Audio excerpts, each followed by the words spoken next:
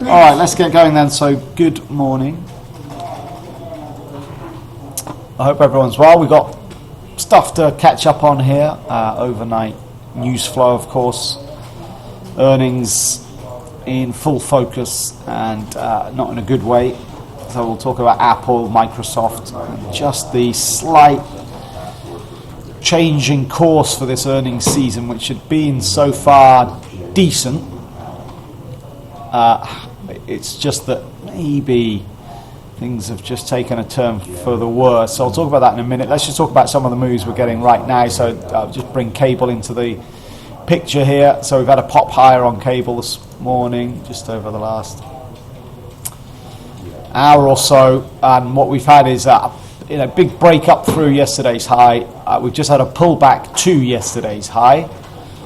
Support found, you've got R1 in the mix here as well. Support found there, classic long. Now it's marching on the way back up, so just an update on that. Just some comments from Bank of England's Miles, plus of course ahead of the Bank of England's minutes that will be released at 9:30. So Miles, he said that he expects inflation to converge towards 2% target at the end of 2015. Of course, we've had Carney being hawkish over the last week or so, talking up the idea that markets are, their expectation of the first Bank of England rate hike, it's too far out, and that we're going to start to look at rates at the end of the year, and that inflation's going to really bring interest rate hikes into focus at year end as the oil price, the transitionary effect of the oil price on inflation comes out of that equation. And the artificially low inflation that we've got globally is going to bounce. And so this will put a lot of pressure on central banks. Not all central banks, but Bank of England and the Fed particularly. So nice trade here on cable this morning. If you didn't get the break, you had a second bite of the cherry as it pulled back to test that support. Now just ticking on up. So Miles hawkish with that inflation comment. We got Bank of England's minutes, so this is where we're going to get the score.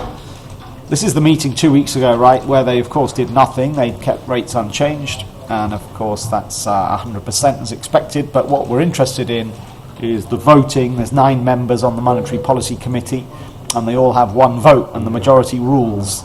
And we're expecting it to be 9-0. Although the way Carney's been talking, throw in Miles' comment here this morning, there is a chance we might get an 8-1 or even a 7-2. It definitely won't be. So hang on, let me explain what I'm talking about. So 9-0, that means 9 members, so this is the expectation, 9 members vote for no rate hike and 0 members vote for a hike. Of course, 0 members voting for a cut. So 9-0 expected to be a full-on full house majority for no hike. However, there's 2 guys on the committee, a guy called Wheel and a guy called McCafferty, and these are the MPC hawks.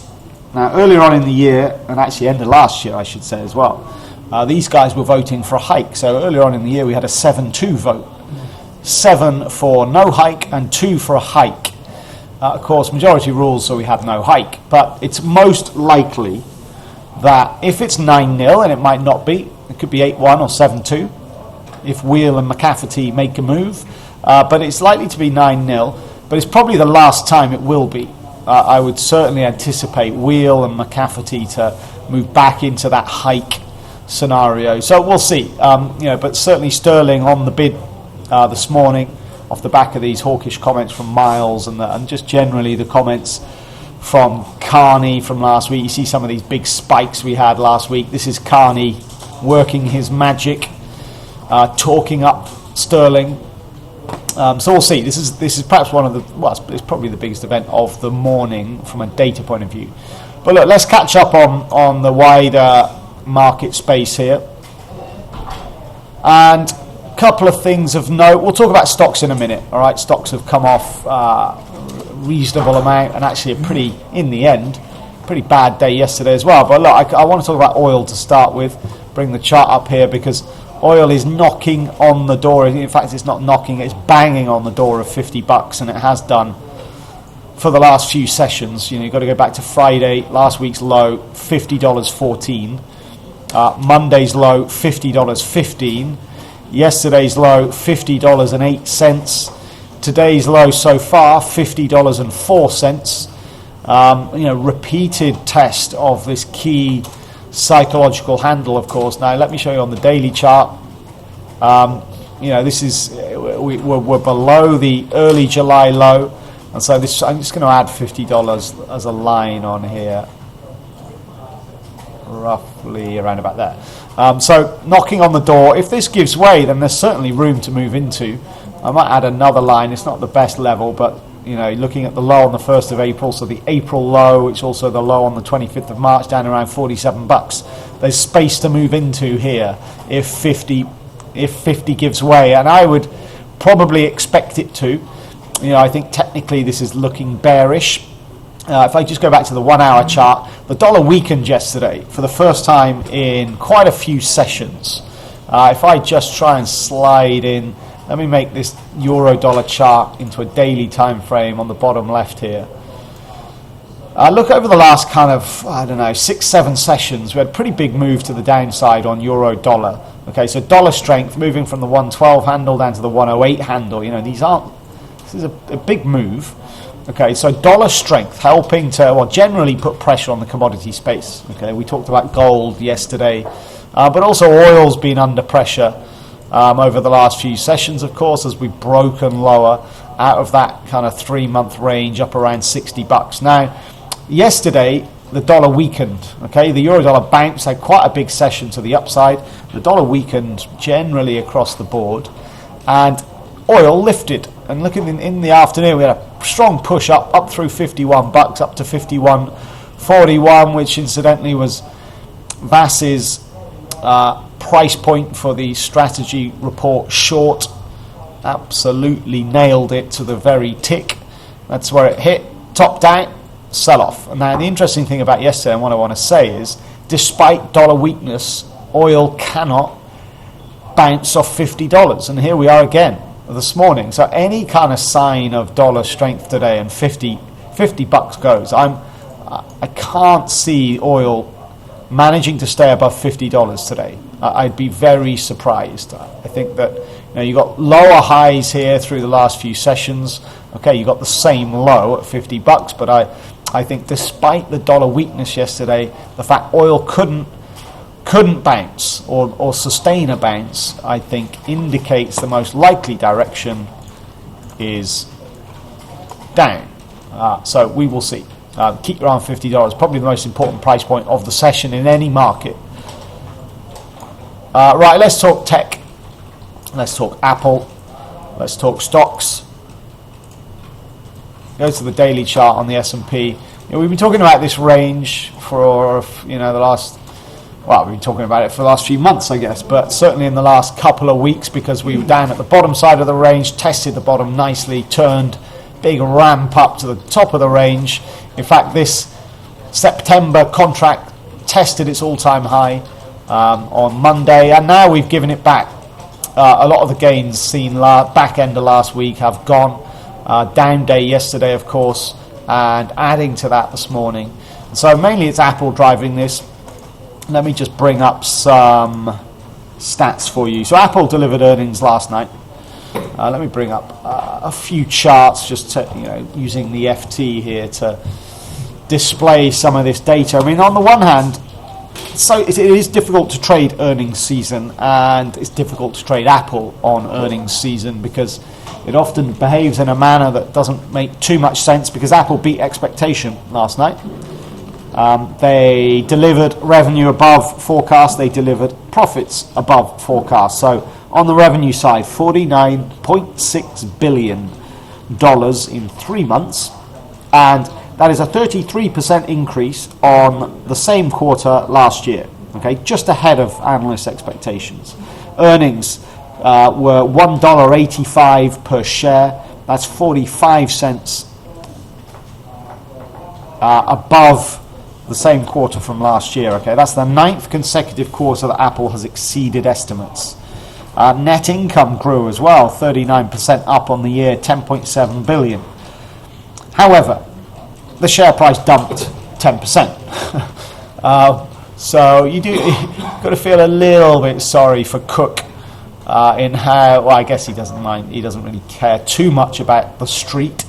But the Apple share price dropped. Actually, have I got a chart of the share price? Hang on, let me see if there's one on this article. Yeah, here we go. So here's the share price chart. So Apple hit basically an all-time high at the start of the week. And here we go, dropping just above 130 bucks, bang, 120, shedding, I think it was $60 billion of market capitalization gone in a heartbeat, despite beating expectations. So why is the price drop? Well, it's all about two things. iPhone unit sales, well, actually three things. iPhone unit sales, forward guidance, and the iWatch. So let's take each in turn. Let's look at iPhone sales. I'm going to go back to the top chart I was showing you to begin with. This is revenues. Apologies. This is looking back over the last 18 months, looking at revenues, looking at territories. So geographically, of course, America is their biggest. The Americas delivered over 20 billion of revenue in quarter two. Second biggest is China. And China, as you can see, in quarter one of this year, overtook Europe and has maintained that. So China's Apple's second biggest market and will become, they expect, and I would expect too, China will become its biggest market. Not yet, maybe, I don't know, this time next year. Apple got quite an expansive, quite an aggressive growth plan for China. They're aggressively opening new stores, etc., etc. So here's the breakdown geographically, okay? Let's have a look at the different products they sell and looking at what percentage of their revenue is made up from that from that product. So iPhone, of course, is, as it says at the top there, Apple's bread and butter. Well over 60% of Apple's revenue is generated from that one product. So iPhone sales king. What's interesting about this? Well, look at these other lines. Well, firstly, the iPad is generally has been trending lower for years, and is almost certainly going to continue to trend lower. I guess the problem with iPhone 6, there's obviously two sizes, and the bigger one, I mean, it's not far off a mini iPad. So, of course, their iPhone product range and how they've expanded it cannibalizes their iPad product to an extent, and of course, this is why you're seeing this trend lower. From a Mac point of view, we've had it's generally a slight downward trend. I mean, you could say that about the PC market across the board. In fact, you'd say that, if anything, the Mac sales have been quite resilient to what is a more broad-based decline in PC sales across the planet. So Mac sales have drifted higher. iPod sales, well, they stopped reporting figures on iPod sales. It's not that they've stopped selling them. They've just stopped reporting figures. So we don't get, I guess it's such a negligible part of their overall revenue that there's no point anymore. So this is the breakdown, okay? iPhone is king. So iPhone sales climbed. In terms of the number of iPhones that they sold in 3 months, it was 47.5 million units, which is a pretty staggering statistic. 47.5 million units. The only problem was that wasn't enough. That wasn't enough from analysts' expectations point of view, and this is the first big reason why their share price dumped 10% after these numbers. Analysts had expected 49 million unit sales, so they were 1.5 million short of that. Okay, so Wall Street expected more unit sales on what is their very most important product, of course. So this is reason number one why these numbers disappointed. This is in the detail, though. You know, when you look at the headline figures, revenue beat, profit beat, income beat. It's just the finer detail of this earnings report then uncovers some concern. Okay, so unit sales of iPhones were down. Let's have a look. So here's the statistics on iPhone sales, and looking at the 47.5 million. I mean, looking at this chart, if we just take the if we just take the iPhone, so that's the bigger column, of course, in each quarter. Well, we had a massive explosion in quarter 4 last year. This is, of course, the launch of iPhone 6.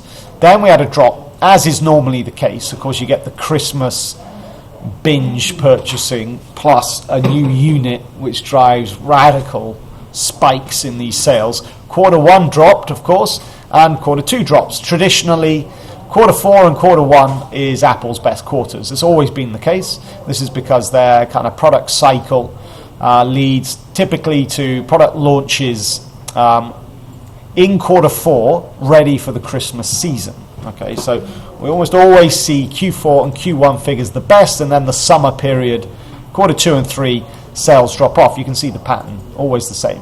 Actually, what is interesting about this quarter 2, it's the first time, normally when you're thinking about Apple and Samsung, the two big kings of this smartphone market, normally they share it out a little bit. Normally quarter 4 and quarter 1 belongs to Apple. They dominate smartphone sales in those quarters. Normally then Samsung take over and they're the top. They sell more smartphone units in quarter 2 and quarter 3. That's more than Apple, okay? Except that quarter 2 this year, Apple sold more iPhones than Samsung sold Galaxies. So actually it's quite interesting that Apple have maintained top spot, which is not normal. However, it doesn't matter. They still sold less than analysts thought. So scrolling down, that's it for these charts. So overall, and the other thing, so there's a notable absence from this product list in terms of revenues, and there's no iWatch here, not on any of these charts, and in fact not in the earnings report at all. There were no figures on iWatch sales, and Cook in the conference call obviously got bombarded with iWatch questions and was very cagey about it. I mean, he tried to be positive. He said that, let me just quote, one second. So, sales of the watch did exceed our expectation, and they did so despite supply still trailing demand at the end of the quarter. We feel really great about how we did.